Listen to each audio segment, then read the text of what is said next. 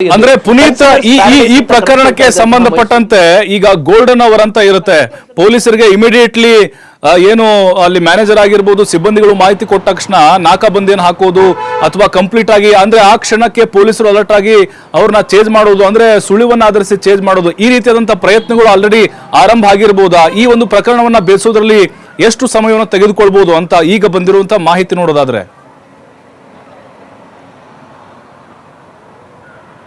ಪ್ರಭು, ಸದ್ಯಕ್ಕೆ ನಾವು ನೋಡ್ತಕ್ಕಂಥದ್ದು ಹಾಡಹಗಲೇ ನಡೆದಿದೆ. ಅದರಲ್ಲೂ ಕೂಡ ಪಟ್ಟಣದ ಮಧ್ಯಭಾಗದಲ್ಲಿ ನಡೆದಿರ್ತಕ್ಕಂಥ ಒಂದು ಹಿನ್ನೆಲೆಯಲ್ಲಿ ಅಲ್ಲಿ ಪೊಲೀಸರು ತಕ್ಷಣಕ್ಕೆ ಅಲ್ಲಿಗೆ ದೌಡಾಯಿಸುವಂತ ಒಂದು ಕೆಲಸವನ್ನು ಮಾಡಿದ್ದಾರೆ. ಜೊತೆಗೆ ಎಲ್ಲೆಲ್ಲಿ ಚೆಕ್ ಪೋಸ್ಟ್ಗಳಿದ್ದಾವೆ ಅಲ್ಲೆಲ್ಲವೂ ಕೂಡ ಪರಿಶೀಲನೆ ಮಾಡುವಂತಹ ವಿಚಾರಕ್ಕೆ ಸಂಬಂಧಪಟ್ಟಂತೆ ಈಗಾಗಲೇ ಮೆಸೇಜ್ ಅನ್ನು ಕೊಡ್ತಕ್ಕಂಥ ಒಂದು ಕೆಲಸವನ್ನು ಮಾಡಿದ್ದಾರೆ. ಜೊತೆಗೆ ಪೊಲೀಸರು ಕೂಡ ತಕ್ಷಣಕ್ಕೆ ಎಚ್ಚೆತ್ತುಕೊಳ್ಳುವಂತ ಒಂದು ಕೆಲಸವನ್ನು ಕೂಡ ಮಾಡಿದ್ದಾರೆ. ಯಾಕೆಂತ ಹೇಳಿದ್ರೆ ಅಲ್ಲಿ ಆ ಒಂದು ಗೋಲ್ಡ್ ಶಾಪ್ ಅನ್ನ ರೀಚ್ ಆಗ್ಲಿಕ್ಕೆ ಪೊಲೀಸರಿಗೆ ಹೆಚ್ಚಿನ ಸಮಯ ಏನು ನೀಡಿದಿಲ್ಲ. ಯಾಕೆಂತ ಹೇಳಿದ್ರೆ ಸ್ವಲ್ಪ ದೂರದಲ್ಲೇ ಪೊಲೀಸ್ ಠಾಣೆಯು ಕೂಡ ಇರತಕ್ಕಂಥದ್ದು. ಹೀಗಾಗಿ ತಕ್ಷಣಕ್ಕೆ ಅಲ್ಲಿ ತೆರಳತಕ್ಕಂಥ ಕೆಲಸವನ್ನು ಮಾಡಿದ್ದಾರೆ. ಜೊತೆಗೆ ಸಿಸಿಟಿವಿ ಫುಟೇಜ್ಗಳು ಕೂಡ ಇರತಕ್ಕಂಥದ್ದು, ಜೊತೆಗೆ ಸಿಬ್ಬಂದಿಗಳು ಕೊಡ್ತಕ್ಕಂಥ ಮಾಹಿತಿ ಇರಬಹುದು, ಇದೆಲ್ಲವೂ ಕೂಡ ಇರತಕ್ಕಂಥ ಒಂದು ಹಿನ್ನೆಲೆಯಲ್ಲಿ ಅವರನ್ನು ಚೇಸ್ ಮಾಡ್ತಕ್ಕಂಥ ಒಂದು ಪ್ರಯತ್ನದಲ್ಲಿ ಪೊಲೀಸರು ಇದ್ದಾರೆ ಅಂತ ಕೂಡ ಹೇಳ್ಬೋದು. ಇವತ್ತು ನಾಳೆ ಒಳಗಳಿಗೆ ಯಾಕೆಂತ ಹೇಳಿದ್ರೆ ಮೈಸೂರು ಪೊಲೀಸರಿಗೆ ಒಂದು ವಿಶೇಷವಾದಂತಹ ಗೌರವ ಇದೆ. ಯಾಕೆಂದ್ರೆ ಇಂದಿನ ಒಂದಷ್ಟು ಪ್ರಕರಣಗಳನ್ನು ಅವರು ಬೇಧಿಸಿರ್ತಕ್ಕಂಥ ವಿಚಾರದಲ್ಲಿ ಹಿಂದೆ ಮೈಸೂರಿನಲ್ಲಿ ನಡೆದಿದ್ದಂತಹ ಗ್ಯಾಂಗ್ ರೇಪ್ ಇರಬಹುದು, ಜೊತೆಗೆ ಗುಂಡೇಟಿನ ಒಂದು ದರೋಡೆ ಮಾಡಿದಂತ ಇದೇ ತರದ ಒಂದು ಮೈಸೂರು ನಗರದಲ್ಲೂ ಕೂಡ ದರೋಡೆ ನಡೆದಂತದ್ದು ಇರಬಹುದು. ಇದೆಲ್ಲವೂ ಕೂಡ ಬೇಧಿಸಿರ್ತಕ್ಕಂಥ ಪೊಲೀಸರೇ ಇರತಕ್ಕಂಥದ್ದು. ಹೀಗಾಗಿ ಈ ಒಂದು ಪ್ರಕರಣವನ್ನು ಕೂಡ ಭೇದಿಸ್ತಾರೆ. ಆದ್ರೆ ಆಡಹಗಲೇ ಈ ತರದ ಒಂದು ಘಟನೆ ನಡೆದಿರ್ತಕ್ಕಂಥದ್ದು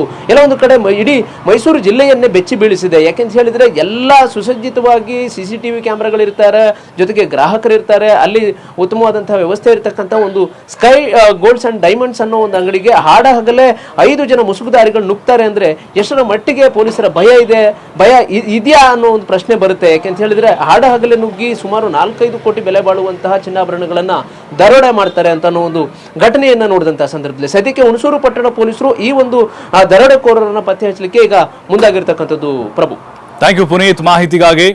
ನೋಡಿ, ಮುಸುಕುದಾರಿಗಳ ಗ್ಯಾಂಗ್ ಎಂಟ್ರಿ ಕೊಡುತ್ತೆ, ಗನ್ ಇತ್ತು ಕೈಯಲ್ಲಿ, ಹೆದರಿಸ್ತಾರೆ, ಆಮೇಲೆ ಗಾಳಿಯಲ್ಲಿ ಕೂಡ ಗುಂಡು ಹಾರಿಸಿದ್ದಾರೆ, ಮ್ಯಾನೇಜರ್ ಪಾರಾಗಿದ್ದಾರೆ. ಮೈಸೂರಿನಲ್ಲೂ ಕೂಡ ಇತ್ತೀಚೆಗೆ ನಾವು ನೋಡಿದ ಪ್ರಕಾರ ಕಾನೂನು ಸುವ್ಯವಸ್ಥೆ ಕಂಪ್ಲೀಟ್ ಆಗಿ ಹದಗೆಟ್ಟು ಹೋಗಿದೆ. ಭಯನೇ ಇಲ್ಲ ರೀ ಹಾಡಾಗಲೇ ಇಂತಹ ಘಟನೆಗಳಾಗುತ್ತೆ ಅಂತ ಹೇಳಿದ್ರೆ.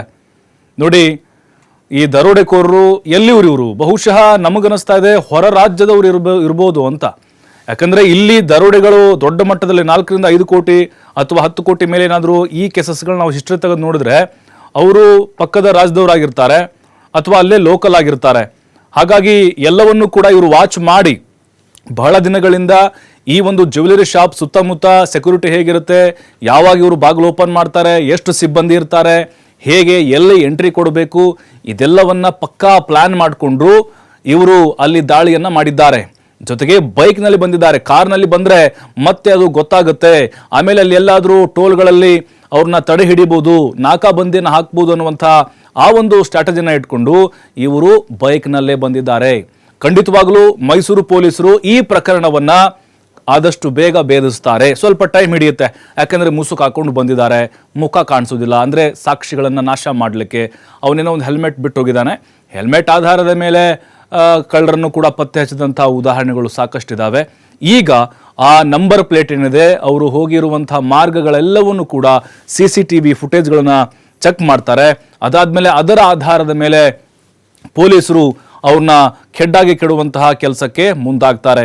ಇಮಿಡಿಯೇಟ್ಲಿ ಅಲ್ಲಿ ಪೊಲೀಸರು ಜ್ಯುವೆಲರಿ ಶಾಪ್ಗೆ ಧಾವಿಸ್ತಾರೆ. ಹುಣಸೂರಿನ ಹೃದಯ ಭಾಗದಲ್ಲಿರುವಂತಹ ಸ್ಕೈ ಜ್ಯುವೆಲರ್ಸ್ ಇದು ದೊಡ್ಡ ಮಟ್ಟದಲ್ಲಿ ಆಭರಣ ಮಳಿಗೆ ಅಂತ ಫೇಮಸ್ ಆಗಿದೆ. 4-5 ಕೋಟಿ ಮೌಲ್ಯದ ಚಿನ್ನಾಭರಣ, ವಜ್ರ ವೈಢೂರ್ಯಗಳನ್ನು ಚೀಲದಲ್ಲಿ ತುಂಬಿಕೊಂಡು ಅಲ್ಲಿಂದ ಎಸ್ಕೇಪ್ ಆಗಿದ್ದಾರೆ. ಯಾವ ಕಡೆಗೆ ಹೋದ್ರು, ಕೇರಳ ಕಡೆಗೆ ಏನಾದರೂ ಪ್ರಯಾಣ ಬೆಳೆಸಿರ್ಬೋದಾ, ಅಲ್ಲಿಂದ ಮತ್ತೆ ಅಲ್ಲಿ ಹೋಗ್ಬೋದು. ಜೊತೆಗೆ ಈ ಟೋಲ್ಗಳಲ್ಲೂ ಕೂಡ ಬಹಳ ಕಷ್ಟ ಆಗುತ್ತೆ, ಯಾಕಂದರೆ ಬೈಕ್ಗಳಿಗೆ ಟೋಲ್ ಇರೋದಿಲ್ವಲ್ಲ.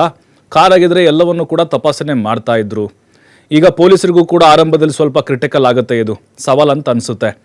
ಅದಾದಮೇಲೆ ನೋಡಬೇಕು ಈಗ ಏನೆಲ್ಲ ಸಾಕ್ಷಿಗಳು ಪತ್ತೆ ಆಗುತ್ತೆ ಅಂಥೇಳಿ, ಯಾವ ಟೆಕ್ನಿಕನ್ನು ಬಳಸಿ ಈ ದರೋಡೆಕೋರನ್ನ ಹೆಡೆಮುರಿ ಕಟ್ತಾರೆ ಅಂಥೇಳಿ. ಪೊಲೀಸರಿಗೆ ಮುಖ್ಯವಾಗಿ ಹಿಂಟನ್ನು ಕೊಡೋದು CCTV ಫುಟೇಜ್ಗಳು ಮತ್ತು ಟವರ್ ಡಂಪ್ಗಳು, ಎಲ್ಲಿ ಯಾವೆಲ್ಲ ಮೊಬೈಲ್ ನೆಟ್ವರ್ಕಲ್ಲಿ ಆನ್ ಆಗಿತ್ತು, ಇವೆಲ್ಲವೂ ಕೂಡ ಅಂದರೆ ಆಳವಾಗಿ ಅದೇನಾದರೂ ಆಗದೇ ಇದ್ದರೆ ನಂತರ ಈ ಒಂದು ಪ್ರಯತ್ನವನ್ನು ಪೊಲೀಸರು ಮಾಡಬಹುದು. ಬೆಂಗಳೂರಿನಲ್ಲಿ ನಾವು ಮೊನ್ನೆ ನೋಡಿದ್ವಿ, 7 ಕೋಟಿಗಿಂತ ಹೆಚ್ಚು ಹಣವನ್ನು ದರೋಡೆಕೋರರು ದೋಚಿಕೊಂಡು ಪರಾರಿಯಾಗಿದ್ದರು. HDFC ಬ್ಯಾಂಕಿಗೆ ಕಳಿಸುವಂಥ ಒಂದು ಹಣವನ್ನು.